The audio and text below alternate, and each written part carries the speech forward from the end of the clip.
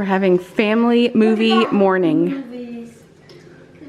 Spin Master. We're watching the new Paw Patrol movie. Marshall kind of looks like a... This is my favorite thing.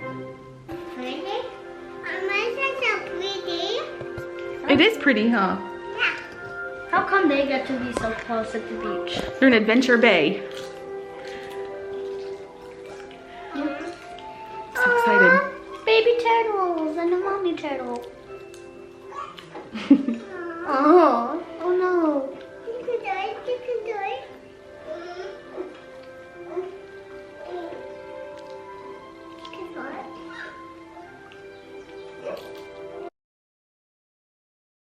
Okay, good morning everybody. I hope you're doing well.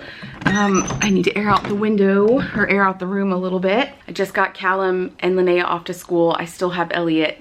He's playing in the living room and listening to a little audio book thing that we have, so he's quite happy. This week is Linnea's birthday week. We don't have major plans as of yet, but there's still plenty of time. We're actually going to do her birthday not this weekend, but next weekend. So not the last weekend of April, but we're gonna do it instead the first weekend of May. I'm really excited for her. She's having a horse theme, which is very on brand for Linnea. No, it'll be really cute. We have a lot of really great things planned. I've been crafting and putting things together, and I love this. I love making a really fun home party for the kids, and she likes all the games and the crafts and the work that I put into it. She really likes all those things. So I'm just basically gonna spend this week getting a lot of that done for her party next weekend. So I basically have 2 full weeks to really finish the crafting, which is totally doable. That's what's happening here. Roman is actually homesick again today. He's got to get his tonsils taken out. He's got another tonsil infection from somewhere, and they're red and inflamed, and he's having a hard time swallowing and basically doing life. So I think he's going to have to get his tonsils taken out. It's now the second time. It's the second time in a month that he's had an issue. And it's interesting because, like, he goes through these phases where he gets a lot of infections, and then he goes through years where he doesn't have any. So it's just really, it seems to really just be hitting him. But I don't think I think it's a strong coincidence that there's a lot of moving parts right now with him, with work, and it's very stressful. And I think he's got a job. Like, I think he's pretty much guaranteed a job, but he doesn't know what the situation will be, or if it's a job he even really wants, or there's just a lot. It's been a very stressful couple of years with the pandemic, and the war in Ukraine changed a lot for him. And in general, the EU is ever changing and evolving, and things and regulations change, and it's been very, very, very intense. And now to add this on top of everything, it's just a high stress sort of situation. And I think there are a lot of conversations that we're having at home about what do we do, and do we stay in Berlin? Does he look for something elsewhere? Does he get a job with a new company? Like, there's just a lot of stuff. So it is very, very, very difficult, and it's very, very stressful, like on an intellectual level.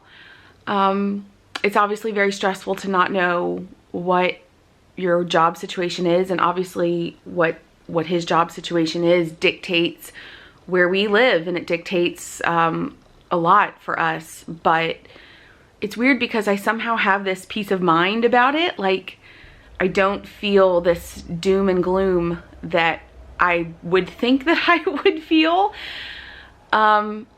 I guess I kind of look at it as a new opportunity, an opportunity to grow, an opportunity to find perhaps a better fit for him, a better fit for us. I look at it as an opportunity for good change. And I think to myself, you know, in theory, if he got a job in, I don't know, South Africa, Not that he's applied for jobs in South Africa, but just hypothetically, you know, we don't have any real reason to stay here in Berlin, where we don't own a home. We don't have we don't have family in Berlin. We don't have any real attachments that are like pulling us here. So in many ways, it feels very freeing to know that we can pack up and just leave.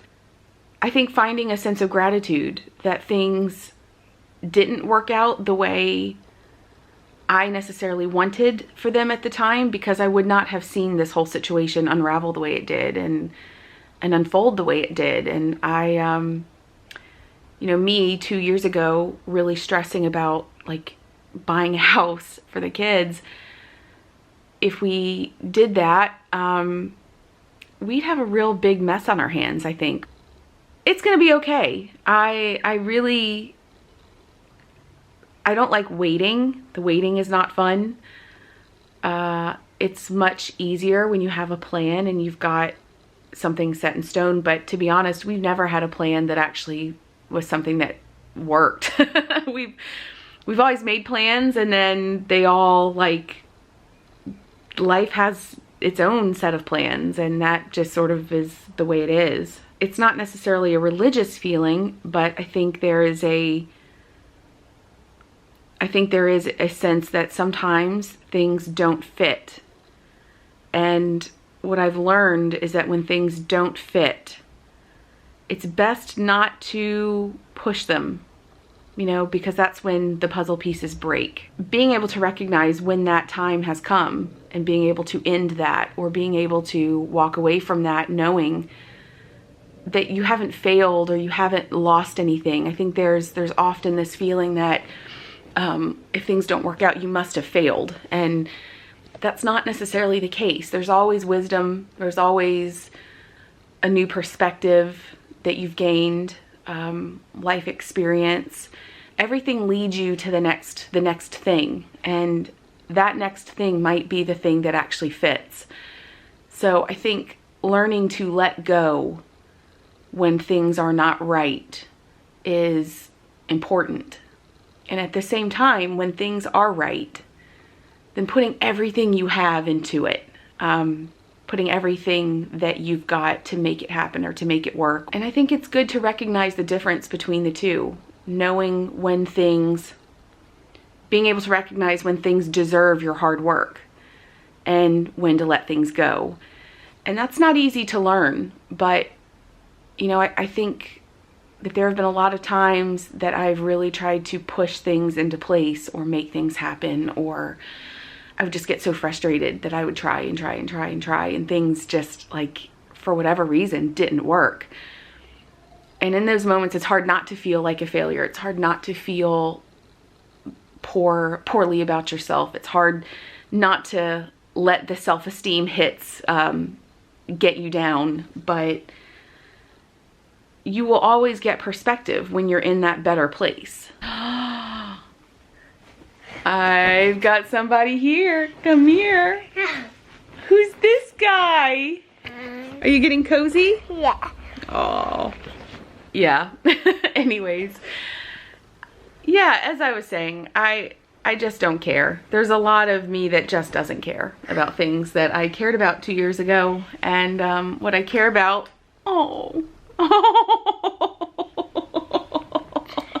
you have the biggest smile. He's got such a big smile. And I love it so much.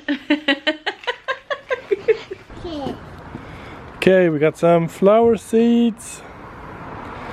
Elliot and Linnea are gonna start a new attempt for a garden. Okay, come on here. Die Biene kommt. Die Biene kommt, genau. Und?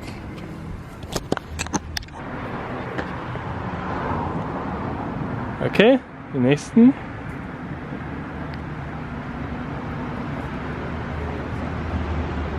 Okay.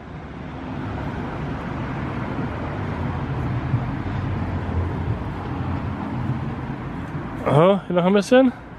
Ja. Ja, nimm die mal.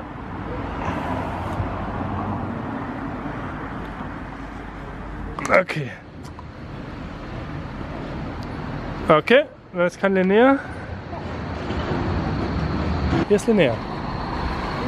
Hier sind deine Samen. Die kannst du dann alle hier verteilen. Hier. Hier auf dem ganzen. Machst am besten auf. Und dann holst du so mit der Hand ein bisschen raus und lässt es dann so verteilen.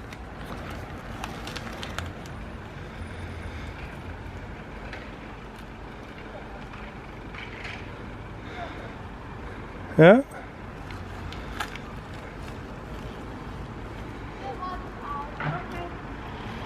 Ja, ein bisschen mehr hier drüben dann noch. Okay.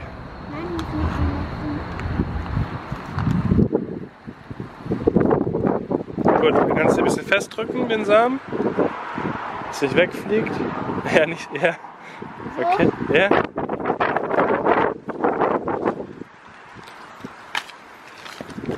Okay, reicht. Gut.